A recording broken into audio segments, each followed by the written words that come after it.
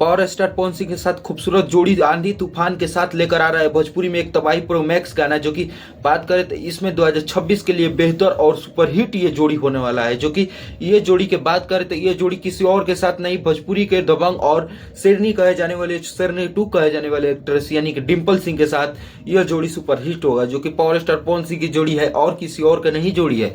और बात करें तो यह पावर स्टार पवन सिंह और डिम्पल सिंह का जब जोड़ी एक साथ मिलती है तो क्या हिट और मस्त गाना आता है। जो कि पिछले बार हम बताए तो हरी हरी ओढ़नी क्या हिट हुआ था। आप लोग कमेंट बॉक्स में बता सकते हैं कि कितना मिलियन व्यूज प्राप्त किए और कितने बार वो गाना सुने थे।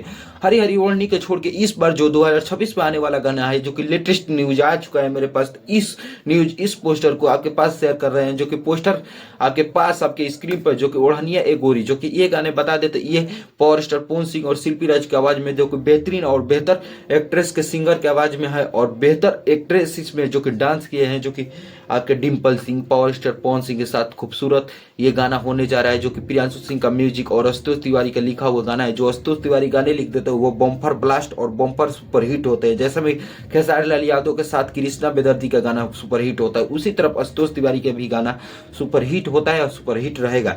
उसके बाद बात करें तो ये DRS म्यूजिक चैनल पर आएगा। इस गाने को बताए रिलीज डेट यानी कि कल ये 16 जनवरी को ये सुबह में यानी कि 6:45 में ये गाना आपके यूट्यूब चैनल पर रिलीज हो गया।